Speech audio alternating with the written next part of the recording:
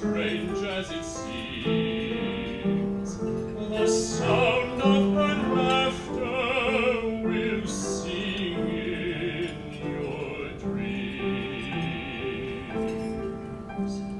Who can explain it? Who can tell you why? Fools give you reasons, wise men never try. Some enchanted evening,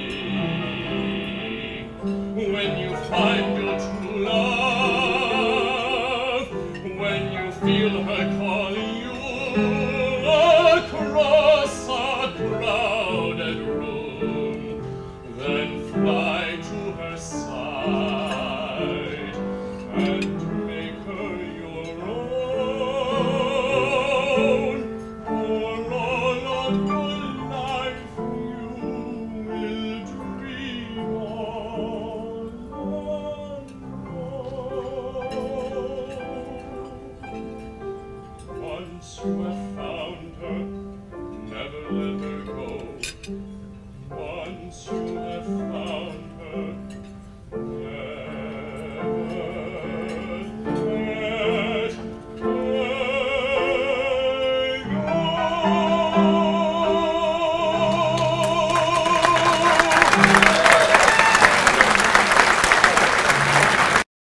It's quite an honor to be in your midst and to welcome into our midst one of my friends for perhaps 40 years.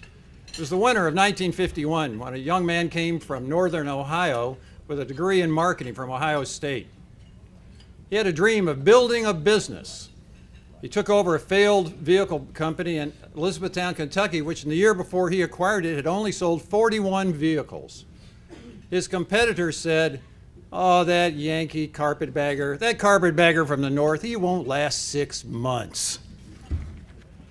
Well, those of us who have worked in business and have tried to build our own know how difficult it is, don't we? The stress that comes with it, the worry, can you make payroll? Can you take care of your family? Can you take care of your employees?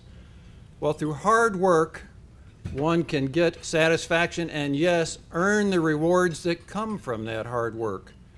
Won't last 6 months.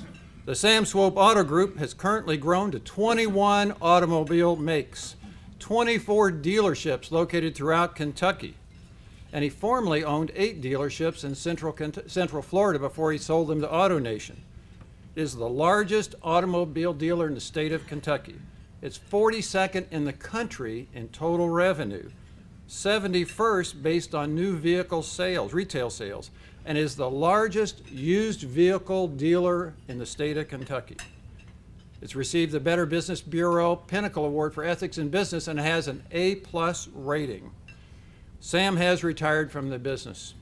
His daughter Patty has become the chairman, and Dick Swope, his nephew, remains the president and CEO. But he's not retired from life.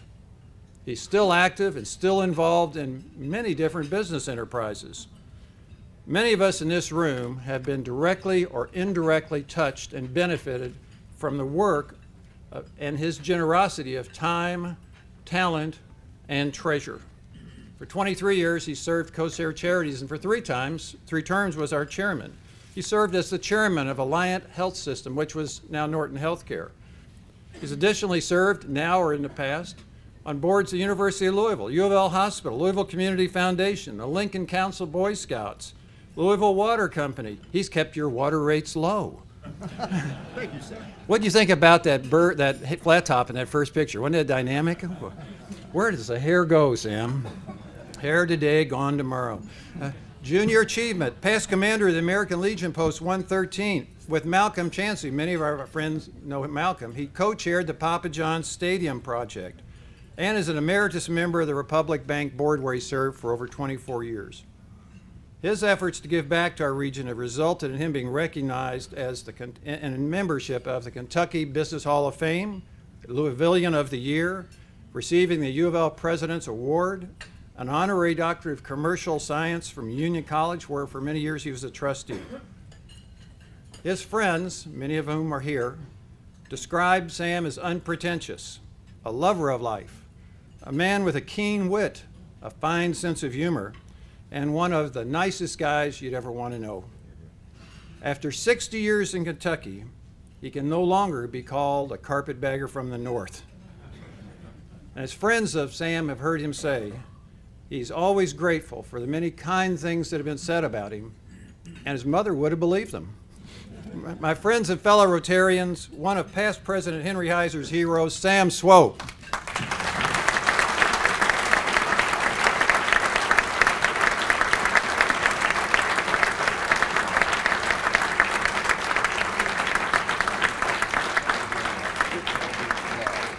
Just great to have you in the club. Thank you very much, Randy, for that great introduction. Thank you, Sam, for joining our ranks. Thank you for inviting me.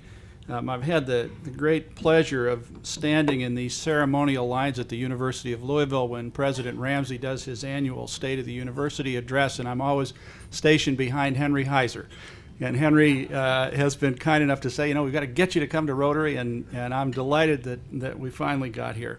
I'm also equally delighted to share with you that I have had the great privilege over these last couple of years of getting to know and work with Mary Gwen Wheeler and 55,000 Degrees, and more recently with Superintendent Donna Hargens, who's now officially newer to Kentucky than I am, and although she comes by way of North Carolina, we're delighted to have you here as well. What I want to do, and I'm going to compress a lot of this. There's a lot more data than there is time to talk about, obviously. But to try and provide to you kind of a global sense of why what we are doing is so important to Louisville, so important to Kentucky, so important to America. And then to bring kind of the global stuff down to state and local information, and then kind of finish up with a sense of, as Tony Newberry just said, what we're trying to do about it. So without further ado, we'll get this started. The challenge, in my view, is to produce a workforce, and I would not exclude the notion of great citizens at the same time, but you'll see why this part of our agenda and objective and challenge is so important, that is more productive, more creative, and better problem solvers than any on the planet. There's a recent book out that I would commend to you. It's called The Coming Job Wars, and it is a report by a guy by the name of Jim Clifton, who is the CEO of the Gallup Corporation. Gallup decided about 7 years ago to try and survey public opinion in every country on the globe.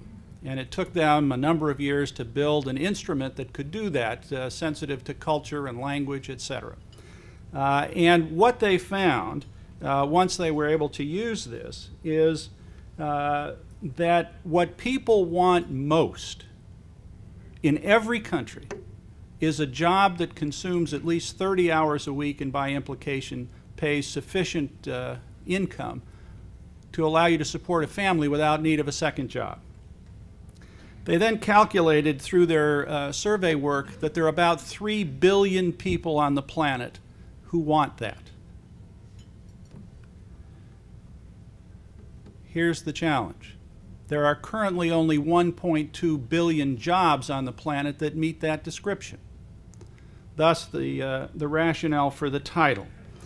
And as we are seeing, and I'm about to show you, where the United States enjoyed enormous dominance in terms of having the most highly skilled workers and workforce in the world through the bulk of the 20th century. That picture is changing. These red dots, and if you're really far away, I'm sorry that these aren't bigger. On the bottom, the letters there are just the various countries that were being surveyed in this assessment. The red dots represent the proportion of the population in each of the countries that have at least a bachelor's degree. And I've included in there the United States, which ranked #1 in 1968, which happened to be the year I graduated from college, and the country of Kentucky. Well, don't laugh, okay? I speak about it that way because, in fact, the population in Kentucky is roughly equivalent to the population of many countries on this chart, #1. And #2, we need to stop thinking of ourselves as competing against Indiana and Tennessee and and Ohio, et cetera, because our competition for jobs and our competition for economic prosperity is the world. Here's where we are in 2009.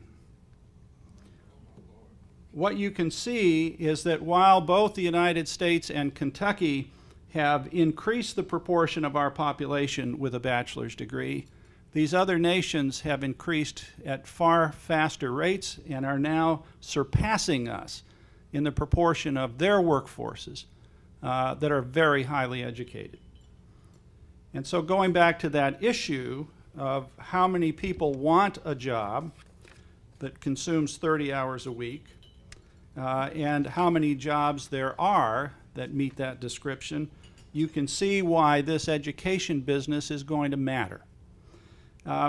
Essentially, as I think about this and think about the competition, we have three choices. One is to stay put and keep doing what we're doing. But as we are watching the rest of the world get better educated, they are becoming increasingly more competitive. That for every job that we're losing overseas, and there used to be this perception that the jobs going overseas were low value added manufacturing jobs. That's very different today, and in fact very high skilled, high value added engineering and design and jobs dependent on innovation and high education levels are now going to places across the globe outside of the United States. The second choice we have is to try and compete for these jobs on price. That means we have to lower our wages because the people in these other countries are working for a fraction of what Americans are working for. But that means a lower standard of living, lower per capita income. The third choice, which to me is the only choice, is to compete on quality and to regain that gap between us and everybody else in terms of the quality, innovative, problem-solving capabilities of the American workforce. And that all comes about from this stuff called education.